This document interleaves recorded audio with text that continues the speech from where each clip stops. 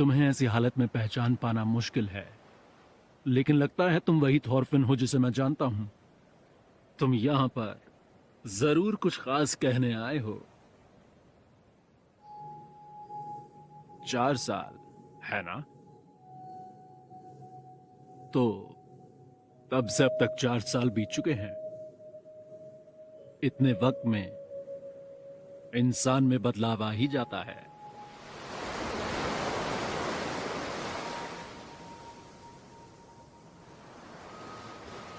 महाराज कनूट, मैं चाहता हूं आप यहां से चले जाएं। नहीं जाऊंगा। यह झगड़ा केटल के बेटे ने शुरू किया था। केटल के बेटे ऑलमार ने मेरे 10 आदमियों को मार दिया था क्योंकि मैंने उसे अपनी फौज में शामिल नहीं किया। मैं जानता हूं, लेकिन आप सबक सिखा चुके हैं।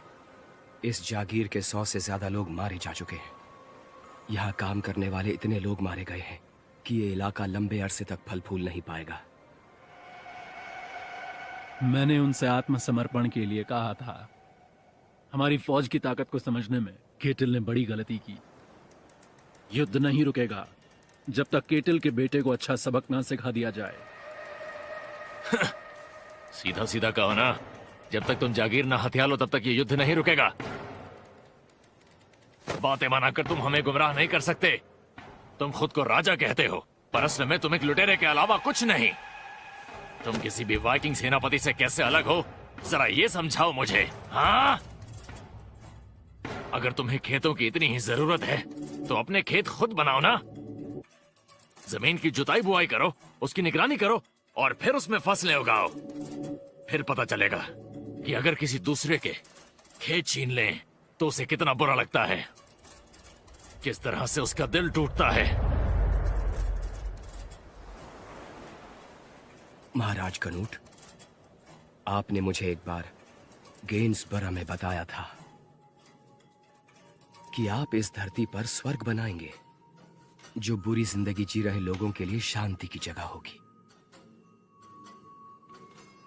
क्या अब भी आप ऐसा करना चाहते हैं? मैं सेनापति हूं, इसमें कोई शक नहीं। मैं इन सभी वाइकिंग सेनापतियों का सेनापति हूं। मैं शक्तिशाली राजा हूं और उत्तरी सागर का सबसे शक्तिशाली वाइकिंग। उत्तरी यूरोप के सबसे बड़े इलाके पर राज करने वाला, 1000 जहाजों और 10,000 सैनिकों का सेनापति। मेरी ताकत इंसान की सोच से भी